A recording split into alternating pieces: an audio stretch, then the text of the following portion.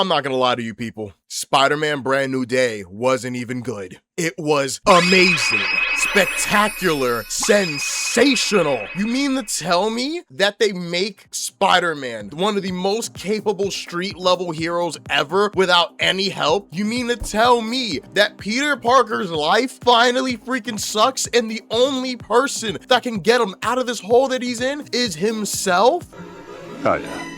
It's all coming together. What's up guys, it's Berto, and today I'm going to be talking about Spider-Man Brand New Day and what makes it so great. See, I'm not gonna lie, I forget the last time that I was genuinely nervous about going into a theater and seeing a movie about my favorite wall crawler. I only say this because I was afraid we were going to get yet another Spidey team-up movie where he needs help solving his own problems. That we weren't going to get a movie where Spider-Man is his own hero with responsibilities. And I'm so happy to say that Spider-Man Brand New Day is good as hell. Yes! Yes! Yes! I'm not gonna sit here and be like the rest of the internet and say that Tom Holland has always been my favorite Spider-Man, but I have always said that Tom has the most potential. And I'm not gonna lie, I'm gonna say this here and now. Tom Holland is the closest thing to comic book Spider-Man behind Insomniac's Spider-Man. Or Spectacular Spider-Man, if you really want to go there. It's funny you should say that. Let's start with the fact that this is probably the best looking Spider-Man movie, not only in the MCU, but in general. And yes, I even mean TikTok's favorite Amazing Spider-Man 2, because I don't know where this amnesia came from where all of a sudden the Andrew Garfield movies are good. But anyway, that is a video for another time. What the fuck?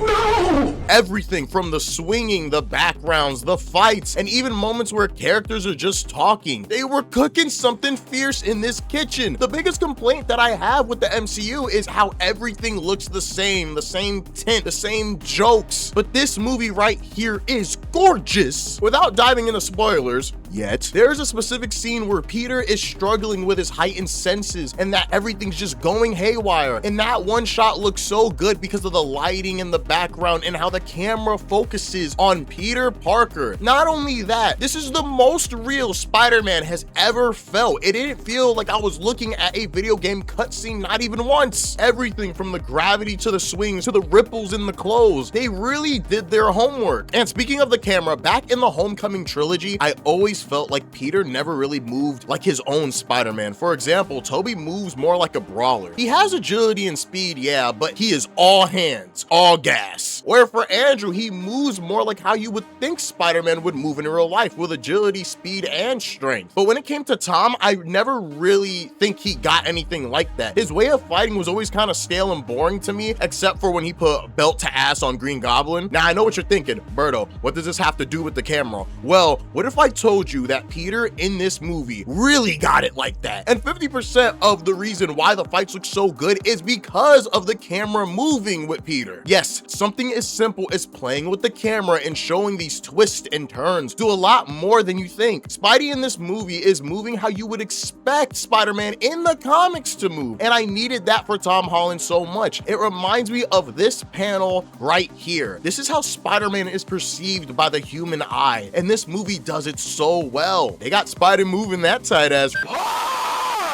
Anyway, moving on, one of the best things about this movie is how Peter acts after everything that's happened. This movie is more so about Peter's mental health and how the last movies affected him. Just think about it. At this point, he's been Spider-Man for almost 10 years now. I was getting tired of the whole I'm a kid getting in over my head shtick, but they cooked here and we finally get a wall crawler with some seasoning. It shows that Peter has learned from all the crazy shit he's been through. It's like the writers remembered Spidey fought aliens that threatened the universe, stopped a multiversal threat by sacrificing all of his relationships, and he has literally died.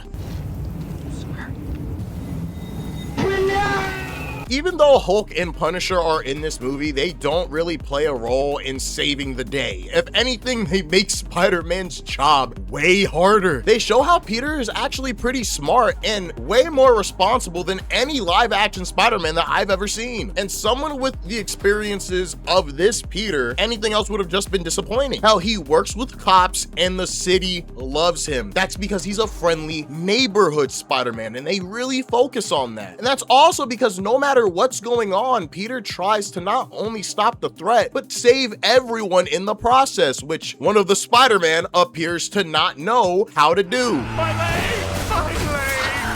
I was really worried that Peter wasn't going to be the most influential and interesting person in the film, because in all three MCU Spider-Man movies, he is not the most interesting character. Usually another character takes the spotlight away from him, or I just don't really care for him all that much. But in this movie, they really put Peter in the limelight, showing how interesting and how much depth that this character has, and makes him so relatable in so many ways. I know for a lot of people, there's a specific scene, specifically in a boat. I'm not even gonna get too much into it, but we have all felt this feeling at one point or another. But I'm gonna stop talking about it because that's gonna get into too much spoiler territory. But what I really like about this movie is it shows that Peter's life really does suck, man. And only a person with the willpower of Peter Parker can find a way to get through it. And they don't do it in a way where someone has to die. No, it's just Peter in his 20s, really struggling with everything that's going on. Everything from the writing, from the cinematography, from the fights, everything was on point. If you would have told me that Punisher would have been the funniest part of any movie, I wouldn't have believed you for a second. Now, I know a lot of Punisher fans might not really like this, and I already have been seeing people online saying that he's getting the Disney treatment, and I don't really understand why everyone's so upset. Number one, it's a Spider-Man movie. He wasn't gonna just be murdering people in a movie that some 5-year-old is gonna see with their mom, you moron. But what I saw was a regular guy in a comic book universe. People forget that Frank is just a dude. There's been several times where Frank realized that he is dealing with stuff that is completely out of his pay grade. And the interactions between Frank and Spider-Man not only make sense, but are hilarious and some of the best parts of the movie, honestly. Now, I know I usually try to stay away from spoilers, but I feel like it's impossible to really talk about what makes this movie so great without going into spoilers. So here's your warning right now. I'm giving you guys a couple seconds.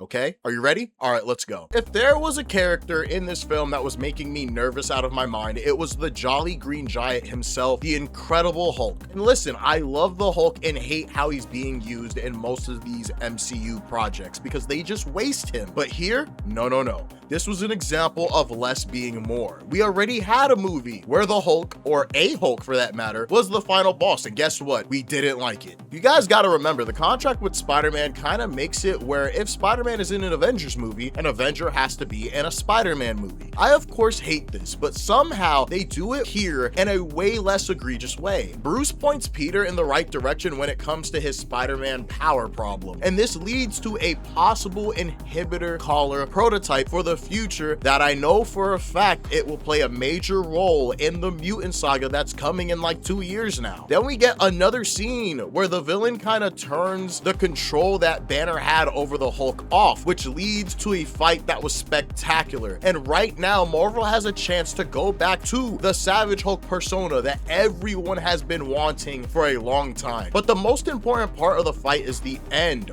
Hulk is about to straight up murder Peter Parker, and he begs to Banner one last time, states his real name and says, "Bruce, I'm Peter, we were friends." This leads to Hulk looking into his eyes, and after that looking at his own reflection, and then he calms down. Now, if you don't read comics, this might just be one of the biggest ass pulls you've ever seen, but let's just say Big Daddy Cretin did his homework and knows that there is a huge possibility that right now Hulk might be one of the only people in the universe who remember who Peter Parker even is. If you know, you know. Now let's finally talk about the main villain of the movie. Was it Mr. Negative? Was it Ronald McDonald? Was it your mother? No, it's Jean Grey. I'm not gonna lie, I wasn't even sure if having Jean in this movie was even a good idea, and yet again, they made me eat my words. Sadie Sink does a great performance for Jean, and having her as a villain is weird, yet works so well. If I told you back before Homecoming even came out that Spider-Man would have to fight Jean Grey and beats her by letting her look into his mind and talk to a Force ghost Aunt May, you would laugh in my face, and yet here we are. I like this cool idea for her character because let's be real, this was Sadie Sink's debut as Jean Grey in the MCU, and she's already way better than any Jean Grey who came before her in live action.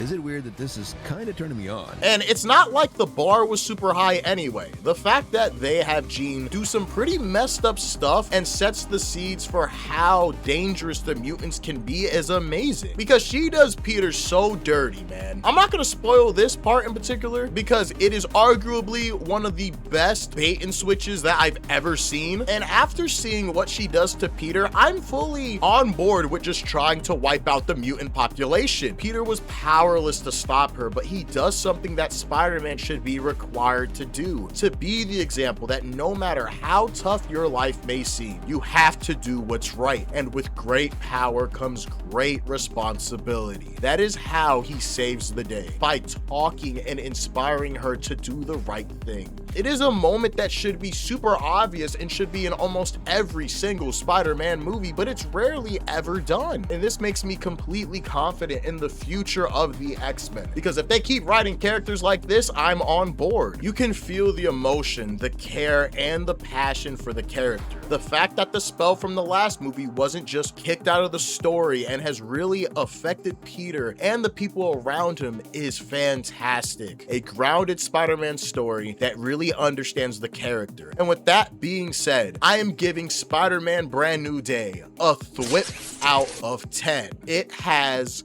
the sauce.